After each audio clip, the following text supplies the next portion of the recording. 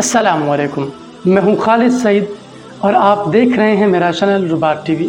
इजमा क्या होता है? इजमा अरबी ज़ुबान में कहते हैं अज़म और पुख्ता इत्तिफाक को। इजमा का तर्जुमा अंग्रेज़ी ज़ुबान में कॉन्फ्लेक्स किया जाता है। अगरचे ये लफ्ज़ इतना हक़ अदा नहीं करता इस लफ्ज़ का, लेकिन किसी हद तक ये करीब है।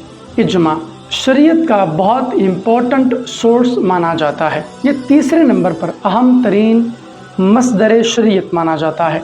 नबी अकरम सल्लल्लाहु अलैहि वसल्लम की वफ़ात के बाद उम्मत मुस्लिमा का किसी एक शरई मामले पर मुत्तफ़िक हो जाना और उसे बतौर दीन मशरू समझना इजमा कहलाता है। इजमा चंद लोगों के इकट्ठे होकर किसी एक बात पर इत्तफ़ाक़ कर लेने का नाम नहीं है, बल्कि उलमाए किराम मुज्तहिदीन इज़ाम एक लंबे अरसे तक मसाइल पर गौर करते रहते हैं, किसी एक इशू के डिफरेंट पहलुओं पर फोकस करते रहते हैं और सदियों करते रहते हैं। फिर कहीं जाकर उम्मत का इज्तिमाई ज़हन इसे कबूल करता है और फिर उसे इजमा कहते हैं। ऐसा हरगिज़ नहीं हो सकता कि एक जलसा हो, 3-4 हम ज़हन उलमा इकट्ठे हो जाएं और वो एक दूसरे के हक़ में तकरीरें करें और बाद में एक दूसरे की तायद कर दे और कहें जी इजमा हो गया है। इजमा ऐसे नहीं होता और ये कोई जज्बाती फ़ैसला नहीं होता। इसमें बड़ी समझ, बड़ा फ़हम और बड़ा शऊर दरकार होता है, क्योंकि ये तीसरा बड़ा शरीयत का मसदर है जिससे मसाइल शरीयत का इस्तिंबात होता है। इसकी एक बहुत बड़ी मिसाल हमें सहाबे किराम अलैहिम रिदवान के दौर में मिलती है। सैयदना सिद्दीक़ अकबर रज़ियल्लाहु तआला अन्हु ने जब मुनकिरीन ज़कात के ख़िलाफ़ ऐलान जंग किया तो सहाबे किराम अलैहिम रिदवान ने कहा कि आप ज़कात के मामले में इतनी सख्ती क्यों फरमा रहे हैं, लेकिन आप अपने इस मौके पर डटे रहे। नतीजा ये हुआ कि दीगर सहाबा किराम अलैहिम रिदवान भी आपके हम ज़हन हो गए। जब तमाम सहाबा किराम अलैहिम रिदवान का इस बात पर ज़हरी तौर पर, शऊरी तौर पर इत्तिफाक हो गया कि जो शख्स भी ज़कात का इनकार करेगा वो ऐसे ही है जैसे उसने नमाज का इनकार किया, तो वो काफिर हो जाएगा।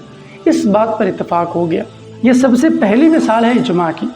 नबी अकरम सल्लल्लाहु अलैहि वसल्लम ने कभी ज़कात के मुनकिर के बारे में कोई सराहत से हुक्म इरशाद नहीं फरमाया था और ना ही इवन कुरान करीम में आया है, लेकिन सहाबा का इजमा इस बात की दलील है कि जैसे नमाज का मुनकिर काफिर है, वैसे ही ज़कात का मुनकिर भी काफिर है। इसी तरह ख़त्म नबूवत का मुनकिर भी काफिर है।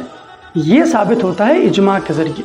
इजमा का मतलब होता है अ फ्लोइंग टुगेदर, यानी एक साथ एक बहाव में बहते चले जाना। इस्लाम का ये शुराई निज़ाम है। कुरान और सुन्नत ये तो ऑथेंटिक हैं ही हैं, लेकिन उसके बाद जो चीज़ ऑथेंटिक मानी जाती है वो इजमा है, कॉन्फ्लेक्स। इम्पॉर्टेंट चीज़ ये है कि जो इजमा है ये मैनिपुलेशन नहीं होती। बाज़ लोग इसे मैनिपुलेशन समझ लेते हैं। मैनिपुलेशन एक और चीज़ है और कॉन्फ्लेक्स एक और चीज़ है। इजमा की बेसिकली 2 टाइप्स होती हैं। एक होता है इजमा सरी और दूसरा होता है इजमा सकूती। इजमा सरी या इजमा हकीकी, जिसकी मिसाल हमने दी, नबी अकरम सल्लल्लाहु अलैहि वसल्लम की वफ़ात के बाद उम्मत के मुज्तहिदीन का या अहले इल्म हज़रात का, जिनको रसूख है अपने फ़न के अंदर, अपने इल्म के अंदर और ख़ास तौर पर फ़िक़ही मामलात के अंदर, उनका किसी एक मसले पर मुत्तफ़िक हो जाना, ये इजमा सरी है। और इजमा सकूती क्या होता है? इजमा सकूती ये है कि एक ऑथेंटिक स्कॉलर किसी मामले में एक राय रखता है, वो राय दीगर अहले इल्म के पास जाती है, लेकिन दीगर जो अहले इल्म हज़रात हैं वो उसको डिनाई नहीं करते। इसको भी तस्दीक समझा जाता है, चूँकि उलमा के सामने जब भी कोई बात पेश होती है, अगर वो हक़ पर नहीं तो उसकी उलमा मुखालफत करते हैं या उसको रद्द करते हैं। इजमा सकूती में दीगर उलमा किराम उस मसले में अपनी राय बाज़ औक़ात दे देते हैं और कभी कभी नहीं देते। खामोशी भी इकरार के माने में चूँकि ली जाती है, इसलिए उलमा किराम उसको एक मुत्तफ़िका मसला समझते हैं और फिर इजमा सकूती कायम हो जाता है। इजमा कम से कम कितने अफराद से कायम होता है? ये बड़ा इंपॉर्टेंट क्वेश्चन है। इसका जवाब इमाम गज़ाली अलैहिर्रहमा ने दिया। आपके नज़दीक सिर्फ 3 लोग अगर एलिजिबल हैं, वो किसी मसले पर अगर मुत्तफ़िक हो जाएं तो इजमा हो सकता है। यानी ज़्यादा से ज़्यादा वैसे लोगों की ज़रूरत तो होती है, लेकिन उनकी अदम मौजूदगी में सिर्फ 3 लोग हैं, अगर मजबूरी की सूरत में उन तीनों का इत्तेफाक भी काफ़ी होगा। इजमा किसी मसले पर फ़ौरन राय देने का नाम नहीं है, बल्कि एक शुराई निज़ाम है। ایک اجتماعی نظم و نسق کا نام ہے۔ قومی شعور، ملی ذہن اور اقوام کا جو اجتماعی نظم و نسق ہے وہ اس کا ساتھ دیتا ہے۔ اجماع کبھی بھی حالات، معاملات، لوگوں کی ضرورتیں، ان سب کو پس پشت ڈال کر نہیں ہوتا۔ ہمیشہ ثقافت، تہذیب، رویہ، انسانی مزاج، سب چیزوں کو مد نظر رکھ کر اجماع ہوتا ہے۔ مغرب میں اجماع کو انسٹیٹیوشنلائز کر دیا گیا۔ اس کا نقصان یہ ہوا کہ ہم مزاج پوپ مل کر کسی بھی مسئلے پر اپنی رائے دے دیتے تھے اور اس کے بعد پوری عیسائیت کو ماننا پڑتا تھا۔ مسلمانوں کے ہاں ایسا نہیں ہے۔ علماء کا مزاج جو ہے وہ لوگوں پر تھوپا نہیں جا سکتا۔